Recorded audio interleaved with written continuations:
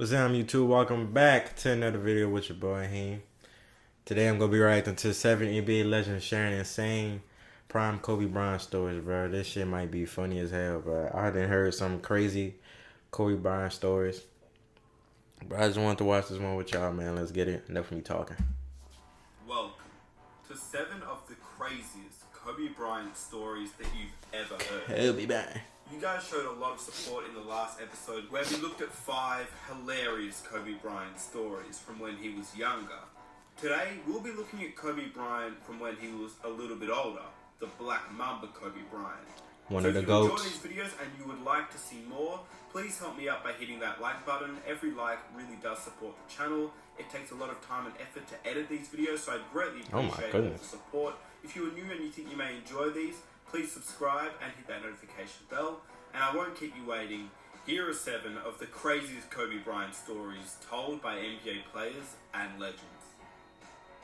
I'm listening to Pat Riley all the time talking about the disposition, the mentality, and the work ethic, and all this stuff. I'm like, damn, okay, I got it. But I was like, that shit is impossible to do like this. Can't go that hard all the time. So I get traded. Shaq comes to Miami.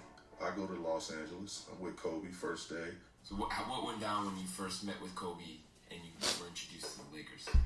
Well, shit. It was a lot of things that went down. You know, Kobe wanted to see was about that workout life. Press conference. He signs like $136 million. And we went to the press conference, and I never seen numbers like this on the sheet before. It was when Kobe signed 136 point whatever. I remember the point because it was a lot of money.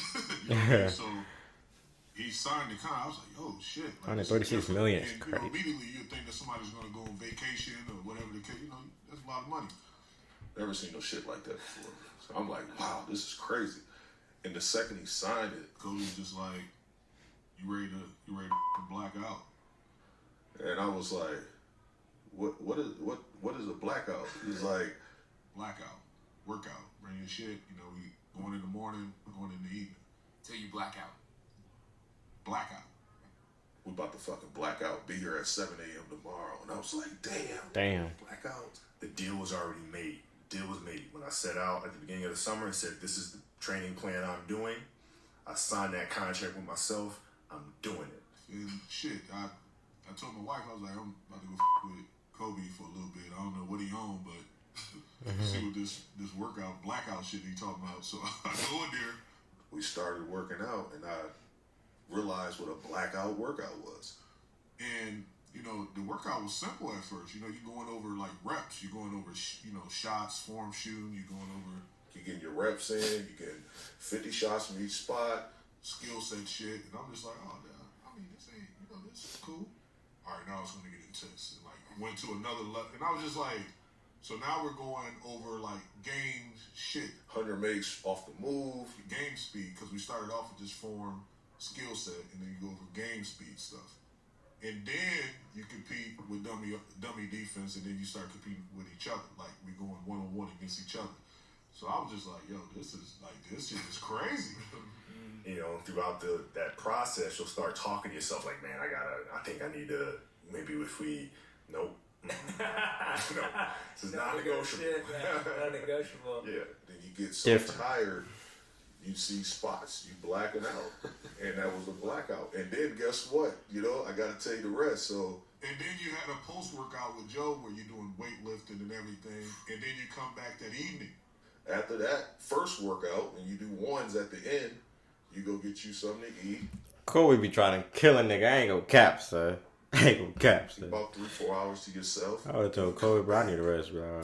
So that's when I was just like, yo, this shit is crazy. Like, but I was getting like, yo, you work till you like,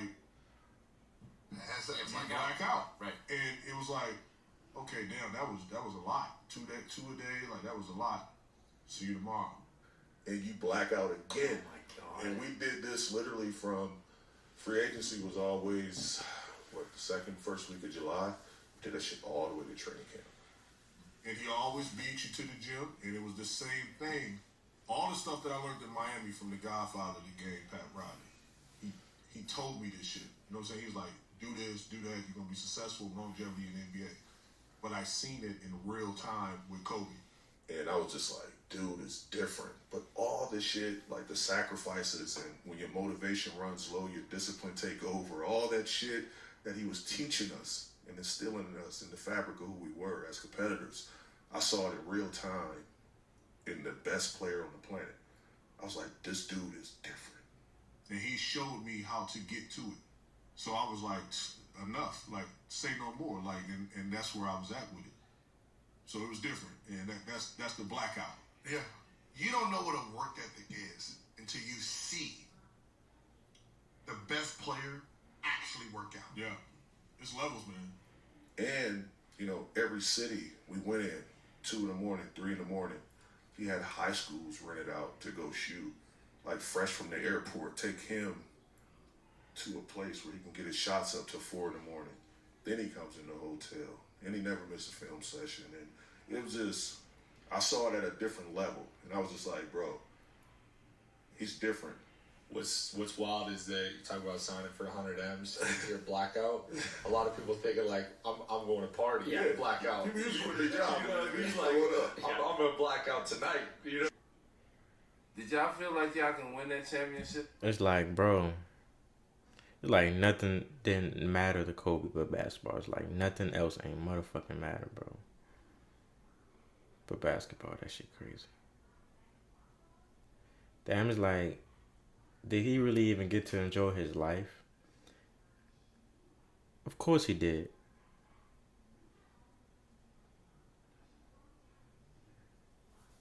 I'm just thinking like, damn, like all that time, bro, that he put into basketball just to die early in his life. Let me shut up, bro. Against Kobe? No? Yeah, we did. Because during the season, we actually... Damn, that shit sad. Yeah. What you think that went wrong? Kobe was doing some crazy shit. No, we know that, but the inexperience. That is true. We was not experienced. And stop doing what they was doing the whole playoff. That's true. That was a part of it. And then the fact that you got Kobe. Kobe got the ball. I jumped up. He went up, went between my arms, came back to the other side, and laid it up all in midair. And I'm like, you know what? It's just their time. Yeah. Like, it ain't nothing I could do. Like, we done did everything we could, but it was just their time. Just to see that. Nah, bro, Kobe like, wanted that shit more. You know, you young. Nigga say he ain't losing again. To see how, you know, the conference finals is big. You be looking at the conference finals like, this shit crazy. You just finished playing LeBron. This shit is a big deal. Yeah. It can't get no bigger than this conference finals against me and against LeBron. Then you get to the finals and it's like, that oh, man. shit. They got this much money?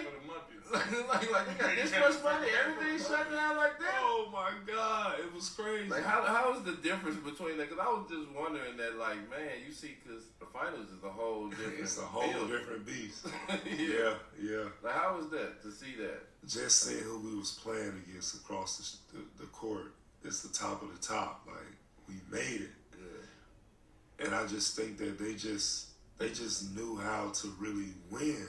And we just didn't have that. We wasn't there yet. Yeah. I remember, playing against Kobe, man. Kobe used to talk trash, but it's hard to kind of go back and forth with him, not only because he shoot a lot, but he making the motherfuckers. And you don't get that many attempts. No, not even close. I mean, everyone knows how fucking good you are, but you mentally attack people too. You do your little Kobe shit where you're elbowing and grabbing, knocking them, elbow me right here, knocking what you talking about. everything out of me. Everything. I got a dunk tip, elbowing me. I'm just like, what the fuck? Elbow. So it just came to a pair, but like, man, fuck it. I might have to fight this dude. You know what I mean? Like, fuck basketball, fuck everything. We was in San Antonio. This is my second time. So I finally got a post up on him. You know what I mean? I got the ball on the post. I'm backing him down. I'm looking at him like, oh, little nigga. I'm looking at him. Hit him with the shoulder. I fuck turned around with and shoot Steve. it. He just hit my whole arm. I fuck with him. Wow. Whole arm off, right? The referee, I'm on the baseline. The referee right there. So I turn and look at the referee. The referee's right there. Don't call nothing. Kobe takes off with the ball. I'm like, what the fuck? So I'm talking to the referee, arguing with him. I'm in the full argument with the ref, but I'm guarding you at the same time. And as I'm talking to the ref, Kobe is saying something to me, like, you better pay attention, like, you know what I'm saying? Fuck all that. And so you start telling me, you better pay attention, motherfucker. You better pay attention. So as I'm talking to the referee, Kobe shoots like 10 feet from the three-point line. So I'm arguing with the ref, trying to listen to you. You shoot the motherfucker from the logo, net, and gives me a little smirk, like look at me, and then the referee look at me like, then the referee give me the same little look, like, I'm like, so look, this one made it worse. Like he on Kobe's side, you know what I'm saying? Kobe, I'm down the court just talking to me like I'm a kid, and then pops up me right out. Of course I'm he like, did. oh shit. course He go up he in did. 69, I can't get my get back. Next thing you know, Pop just subbed me out the game. So I'm on the sideline looking like I was just a bum, you know what I mean? Like Kobe, one thing about Kobe, he gonna talk to you and he gonna get every shot. And you're not gonna get the same amount of attempts as him. Hey man, I just try to fuck with y'all as much as possible. So I knew about, y'all coaches, Pop, Gunny, man, you fucking coaches is crazy, man. They're awesome, but they're crazy. Yeah. In a little, they like Different way, yeah. So I just tried to do what I could to take you guys out of the game. Nigga What look he pissed. gonna do to you? And he'll tell you before he do it. He'll still do it. Yeah, let them come in and guard me. Yeah, they do a much better job than these two guys. Let First it was Bruce Bowen, didn't mean it to somebody else. He just knocking us all Yeah, off. and then you wait, and then you roast them. And Yeah. You guys over there like, what the fuck am I doing over here? Going up against Kobe in the finals, any good stories or memories of shit he was doing? He was just running away. First of all, I was geeked out that he didn't even know my name. I was when he said, "What's up, big baby?" I fucking damn near fainted. I was like, God, Kobe know me. You know what I mean? know everybody play against him. That's crazy. I didn't even know he knew my name. So playing against him was great, man, because he's just a competitor. Right. You know what I mean? Like, I think the most special part about him is when I was guarding Paul Gasol, like, I couldn't translate the. Oh, he's speaking a different language. Yeah. I'm like, bro, you really speaking that shit? That's unfair. You know what I mean? Like, I'm talking, I'm like, Paul, what do you say? He's like, just bullshitting me. But, he was a special player, man. He's a super, super special player. Tough. I was, glad to play against him, I feel like Kobe's legacy, and obviously, God rest his soul, has taken off to new heights. But everybody that I actually talked to that's been around him, I never had the pleasure to meet him or spend time around him, actually says that it's actually more than what's talked about. It's even crazier than what you, like the folklore that's been passed on. Like, it's actually crazier than what you think it is. Yeah, it really is. Competitively, Cole was he was different. Sometimes he would say things and we kind of look at him crazy, and he meant exactly what he said. I just remember him saying some shit every once in a while, and I was like, damn, he think different. I'm like, he on another level. You know what I'm saying? He on a completely different level, and I just wish I had more of that when I was coming up that I could have been around and benefited from. Aggression. Earl Clark told me that before. He was like, yo, he'd be like, Earl, hey, big bro, like Kobe just like sometimes he'll say some wild shit, yo. Like we'd be sitting on the With a training straight table and it'd be like, I ain't asking nothing. He'd come out of nowhere and you'd be like, With a straight what? with a straight face. We was in Denver. We was getting our ass kicked, and Will Barton was going crazy. I think Will probably had like 25 at halftime. Coach Scott came in and he said we were making adjustments to Will, and we were changing our coverage. And Coach said, "I'm gonna guard him second half. Don't worry about it." And everybody kind of looked at him, and Byron was gonna keep talking, and the coach said, "No, like don't worry about him. I'll take care of it. Like he won't even exist in the second half." And that man said, "I'm gonna guard Will Barton the second half. He's not even gonna exist." Well, Will had 25 at halftime. So we look around like, all right, go ahead, OG. What was that initial feeling once Kobe switches on to you? Oh, it was like, man, it's on. That's how I was. I just played well. I just hit my first shot. And we're thinking to ourselves, like, this dude is cooking. Like, nobody's going to stop him at this point. He already has 25 at half. His confidence is sky high. Crazy. Where he at now? Who I think the greatest player all the time. I'm like, man, it's on. Let's get it on. Go ahead, keep going. And I remember a couple of those plays like that because he did it more than once. And he just started guarding me at the free throw line. I got the ball at the 3-point line. He always at the free throw line. And I told him I've been good my whole life. I've been the man my whole life. I never had nobody guard me like that. Yeah. So it messed me up psychologically. I'm like, What's going on? I'm going, what did somebody got me at the free throw line? I don't know if I should pass. I don't know if I should shoot. I'm like, trying to drop. Like, why is he giving me so much space? I'm just holding the ball. And, man, it got to my head. Yeah. Hey, What did he have in the game? 2 points after that. Damn. He guarded him. He guarded. Cole went out and guarded him that second half, and Will Barton had 2 points in the second half. And when he put his mind to something, he meant it, and he was gonna get it. He was gonna get it done, you know, one way or another. And that was Cole. It got to my head. I'm hitting the crowd, shoot. Yeah. And now I'm so nervous about shooting the ball. I'm so messed up. I really don't want to shoot it. Now I shoot it. That thing ain't going in. It ain't going in. Did Kobe say anything to you guys during that second half when he was locking up? No, he was locked in. It was like, it's Kobe Bryant, so it's not like a "I told you so" thing. You know, I think one of Kobe's biggest competitors was himself. No matter what, he felt like he had a chance to win the basketball game or accomplish whatever he put his mind to inside the line. So he didn't have to say anything. He did all the talking with his action. So when Shaq left and Amari was healthy, and then Alvin Gentry was coaching us, we had a really good season. We were 3rd seed, and we beat Portland, we beat San Antonio, and then we faced LA.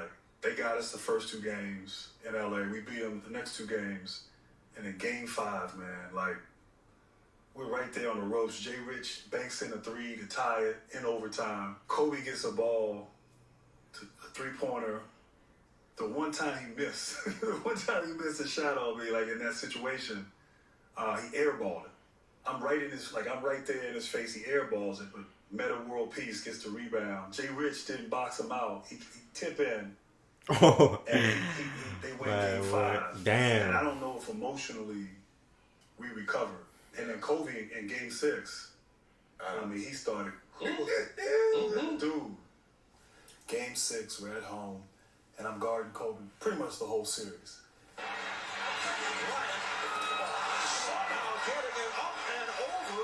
And he was frying y'all Western ass. Conference Finals, Game 6. Channing Frye, he was frying y'all ass. Right? Like, I'm looking at Lamar Odom, and the coach is like, go. Jason Richardson, Jared Dudley, Grant Hill. We're running that Kobe. It is bad. And so here's the thing, man. So he's doing this thing. He always look with Kobe, like with LeBron. Like when I guarded LeBron back then, my attitude was, I'm not gonna crash the offensive glass. When we shoot, I'm gonna find him. I'm not gonna let him get out in the open court with full head of steam. So like, you know, he had a game plan, and I actually did okay. I mean, LeBron would have moments, but like, you know, I didn't have a strategy for Kobe. Like, I didn't know what to do. And so sometimes, man, like I would just, he'd go up and shot, I'm just hit his arm. Like just hit his arm and just like, you know. And the problem too is I couldn't go back at it. Because my role, you know, in Phoenix, Nash had the ball in his hand, so I'm stuck in the corner. And I'm not, you know, I'm not a spot-up shooter. So he was hard to defend. But in that moment, man, like a couple times I guessed right. Like I'm like he's gonna go right. He's gonna shot fake. I'm not, you know, I know what he's gonna do. And I'm like, and you know how hard it is. You're saying this, when you're squared off against him, you're saying that in your head as your I knew he wanted to go right, and I knew he had a great ball fake, and I seen him do it before. And you know, the last play of the game, I think we're down maybe 2 points, about 30 last minute of the game, and I'm guarding Kobe, and I guessed right. I mean, he went right. I guessed right. He pump faked. I didn't go for it. I jumped with him as he went up to shoot it. Everything was perfect defensively, and he still hits a 3-pointer in my face. Toe shot. Taps Alvin Gentry on the butt. And running down the court the other end. So that was something that, you know, you just, man. He shoots a fadeaway from God knows where. Swish. Shot clock now to 5. Bryant hits. And that was a little tough to Alvin Gentry. Add insult to injury, Kobe. I mean, what a shot. I mean, you can't do that. Slaps Alvin Gentry on the butt. I don't know what he said. Something to the effect of, good try. You know how hard it is to do a shot fake, reload from 3? And somebody in your group. And I couldn't be any closer to him without fouling. Man, this dude. For real, that's some good ass defense, bro. I mean, just better offense. Like, what else you can do, son? The defense I play, right? Yeah. Like, I'm thinking I couldn't have done anything other than just prevent him from getting the ball, but you know what was crazy? Was like when we would watch the film afterwards, we would just laugh. You're just like, what? Like him shooting left-handed shots, him calling out plays as our coach is calling out plays. Like these are things that we could see on film where you're just like, what? How? Like, how does he do it? You know how he does it, but at that attention to detail, it's not weird. It's next level. He was the best player I played against, and I say this respectfully with Jordan. I didn't guard Jordan. Pippen and I matched up. Yeah. But the best player that I played against, hands down, was Kobe. It's so crazy. The night before the game, we're at Wing Spot or something, and we're smoking cigars just like outside in Charlotte. You know, Kobe was just talking about like history, and so we fast forward to the game, and we're down, obviously, and we're in the huddle, and coach is drawing up a play, and Kobe like literally just stopped the whole stop the play drawing up, stop the whole huddle, got it right in between and said, look, take the ball out right here. And whoever want to be a part of history, take the ball out and throw it into me. And I immediately remember Lamar saying, I want to be a part of history, like I'm going to throw it in. And he said, throw it to me. Throw the ball in. Bobcats by one. Kobe up top. Bryant. How good is I'm thinking Kobe gonna say, who gonna take this last shot and be a part of history? That dude said, y'all go pass the ball to me. And be a part of history, bro. Only Kobe could say some shit like that, so. Kobe had came off like a slice. What, black boy? Fuck you. Ball at the top, followed through, and literally looked right at me, winked his eye like I told you, game. And everybody just ran, grabbed him, went through the tunnel, and literally the rest was history. And I hope you guys enjoyed the video. If you did, please be sure to leave a like if you enjoyed, subscribe if you were new, and hit that notification button. Let me know if you'd like. Oh man, that's it, man. I'm gonna see y'all on the next one, y'all. Like, comment, and subscribe for your boy.